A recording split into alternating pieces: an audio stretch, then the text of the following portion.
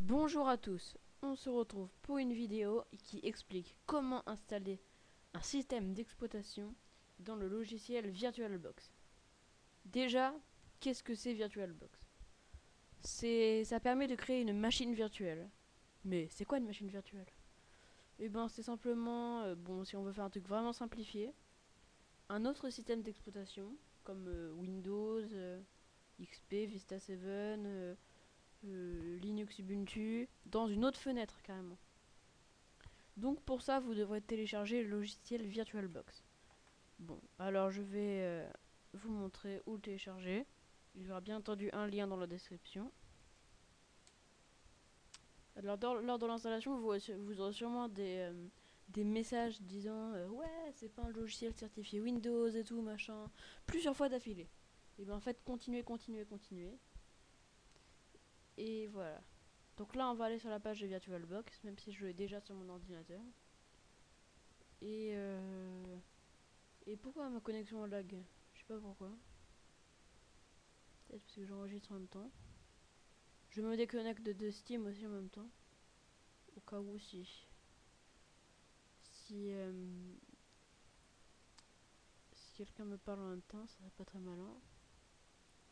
Bon, alors je sais pas ce que ma connexion est là, manque de peau. Ah voilà, c'est bon. Donc là, le site de VirtualBox, faites download. Et là, pour Windows, vous avez les trucs là. Voilà.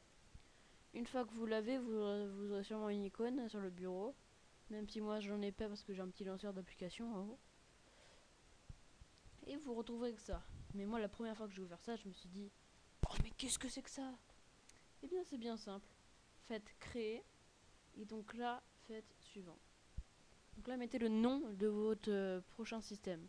Donc dans ce tuto on va essayer le Linux Ubuntu. Ubuntu. Même j'ai dommage avec... j'ai un peu du mal avec ce nom. Ubuntu, ça fait bizarre. Voilà. Donc moi je vais utiliser une version, la version 11.4 pour ce tuto. Non. Ubuntu 11.4. Faites suivant. Donc là, vous mettez ce que vous voulez. Alors, enfin, pas là, mais avant. Voilà. Donc là vient combien de mémoire vive, donc votre RAM. Alors, votre RAM, c'est un peu le brouillon de votre processeur. C'est là où il met tous ces petits trucs de côté et tout. Alors, la RAM, c'est important. Moi, j'en ai alors 3584 mégas. Et moi, je vous conseille d'en mettre en fait, le maximum dans la barre verte. Vous voyez une barre verte, orange et rouge. Mettez genre 1500, voilà. Suivant. Alors là, il va falloir bien sûr créer un disque dur virtuel pour votre machine virtuelle. Parce qu'une machine virtuelle ne peut pas utiliser un disque dur physique. Donc faites suivant. Donc ça, ce sera un disque dur virtuel. Donc choisissez VDI. Dynamiquement alloué. Et là, mettez la taille que vous voudrez pour votre disque dur virtuel. Donc moi, pour des raisons de non-complication, je vais mettre 15. Mais vous mettez ce que vous voulez. Et là, vous avez une petite icône en haut, dossier. Alors, en général, ça c'est... Enfin, en général, si vous cliquez pas dessus, votre disque dur virtuel sera enregistré un peu n'importe où dans votre ordinateur. Moi, pour de la simplicité, je vais l'installer sur mon bureau. Voilà, tout simplement. Voilà. Faites suivant. Donc là, on récapitule. L'endroit où sera installé le disque dur virtuel. Et là, la taille du disque dur virtuel. Faites suivant. Et là, voilà, le récapitulatif de tout ça. Faites créer. Voilà. Et là, vous avez vos distributions virtuelles sur le côté. Faites démarrer. Et là, c'est l'assistant du premier lancement. Faites suivant. Là, va venir la complication. Votre système d'exploitation doit bien avoir un média d'installation, comme un DVD. Bon là, par défaut, j'ai qu'un lecteur DVD sur mon PC. Et alors, pour pas vous compliquer la tâche, vous irez sur le site d'Ubuntu, Ubuntu. Ah, je vais avoir dommage. Hein. Je vais avoir du mal. Et une fois sur le site d'Ubuntu,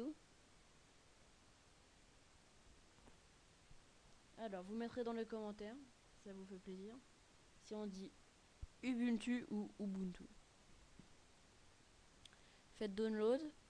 Et là, download and c'était lequel déjà? Download it from CD or USB stick. Faites la dernière version, ça revient même. Moi j'utilise la 11.4 mais la 11.10 convient très bien. Et du 32 bits. Et là vous faites directement start download. Et vous allez avoir dans vos exécutions un fichier ISO à la fin. Donc là je l'annule parce que j'ai déjà. Et donc ça sera votre fichier d'installation, on va dire. Donc là, pour chercher votre fichier d'installation, vous cliquez sur la petite icône du dossier et vous la cherchez. Moi, je vais choisir mon Ubuntu. Faites ouvrir, puis suivant, démarrer. Là, vous aurez sûrement des messages un peu bizarres comme ça. Faites ne plus afficher ce message, ok. Et si vous voulez du plein écran, mettez du plein écran. Affichez en mode plein écran et faites basculer. Et donc là, vous avez un plein écran un peu bizarre, mais je sais pas si on peut faire mieux. Sauf si vous mettez plein écran directement depuis... Ah non. Bah laissez comme ça. Bon là, alors votre Ubuntu se charge, mais dans une fenêtre. Alors moi je trouve ça assez marrant. Pas vous? La première fois que j'ai vu VirtualBox, je trouve ça révolutionnaire. Et là voilà. Une machine virtuelle dans votre Windows. Et c'est très bien compatible sur Linux.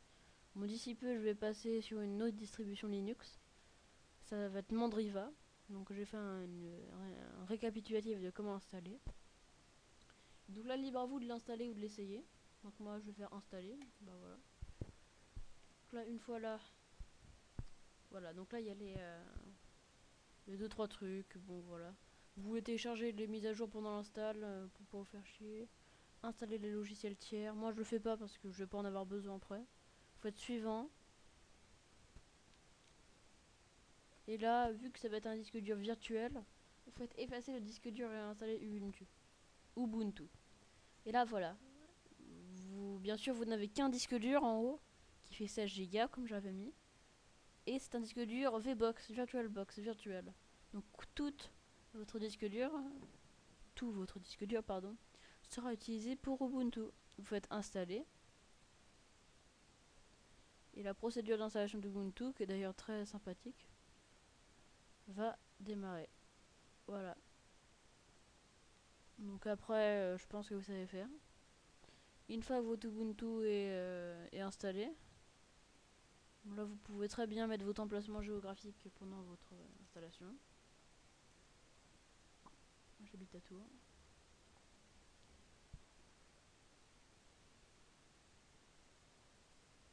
Voilà. Suivant. Vous mettez votre clavier. Alors moi ça va être France. Alors si vous avez un ordinateur Mac, vous mettez Apple Macintosh. Bon moi je vais mettre France autre, c'est plus simple.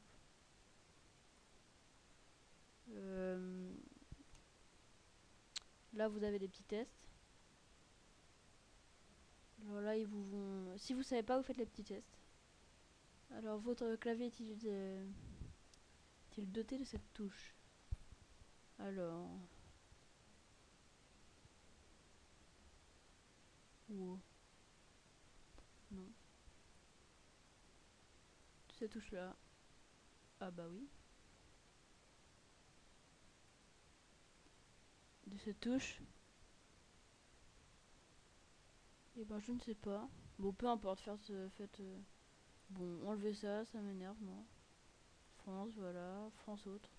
Faites suivant. Vous mettez votre clavier. Là vous mettez votre nom. Vladimir.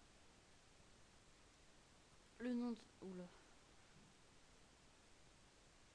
Il y a un bruit bizarre chez moi. Peu importe. Le nom de votre PC, Oh merde, j'ai marqué Vladimir. Franchement.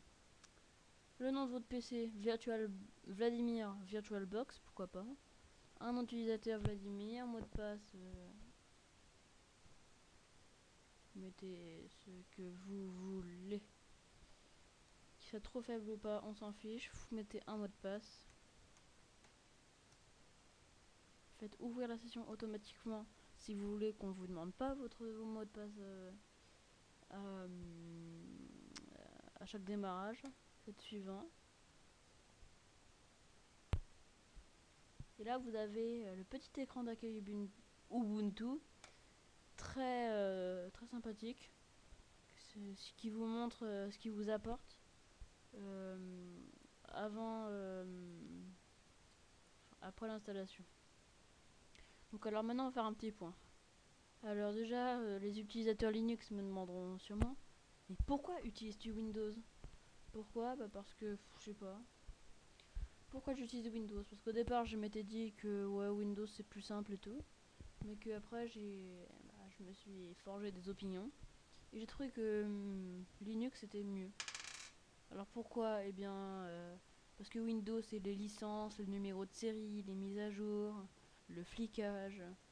C'est des principes Microsoft, toujours argent, que j'aime pas trop. Et moi je préfère des distributions libres qu'on peut partager et tout. Alors oui, il y a des avantages à Linux, les gens n'ont pas tous ça. Les gens vont dire maintenant, ah mais c'est complexe pour les développeurs et tout.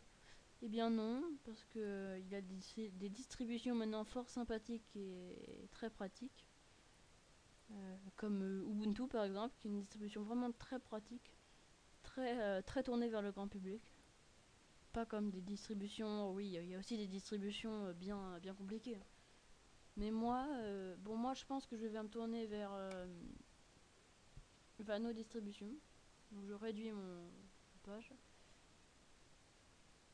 Je vais installer bientôt Mandriva sur mon PC. Mandriva Linux. Donc c'est un éditeur français et Linux. Alors à ma grande surprise, j'ai vu qu'il y avait une version payante. Donc c'est vraiment très... moi je trouve ça vraiment aussi... c'est grave qu'ils mettent c'est un des seuls Linux payants. Alors je sais pas pourquoi il est payant d'ailleurs. Donc c'est une distribution vraiment qui n'a rien à voir avec Ubuntu, que j'ai déjà essayé sur des ordinateurs sans passer par une machine virtuelle. Et qu'est-ce que je voulais dire aussi? Et que donc la version payante de Mandriva, elle est payante. Pourquoi? Parce que elle a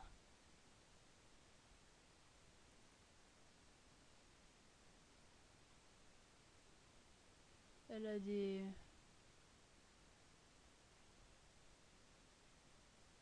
elle a un support physique, un emballage. Et ça franchement, je vois pas la peine de payer 49 € juste pour avoir une petite boîte, un support. Bon, peu importe. Bon, moi j'utiliserai bientôt cette distribution que je n'ai pas encore. Pourquoi? C'est vraiment bête, mais j'ai pas de DVD vierge chez moi. J'ai déjà essayé depuis un logiciel, bon ça a pas trop marché pour mettre sur une clé USB. Et je vais bientôt la mettre. Donc si vous avez des conseils, moi qui suis débutant Linux, eh bien vous avez qu'à me les donner. Voilà. Donc, alors je vais fermer cette page. Et, et ben on va en revenir sur le téléchargement d'Ubuntu. Donc moi je ne vais pas attendre tout le chargement qui risque d'être long. Je vais attendre les 10 secondes qui restent là, puis après je vais arrêter la vidéo. Voilà, parce que c'est un peu chiant quand même de rester comme ça devant planter une installation.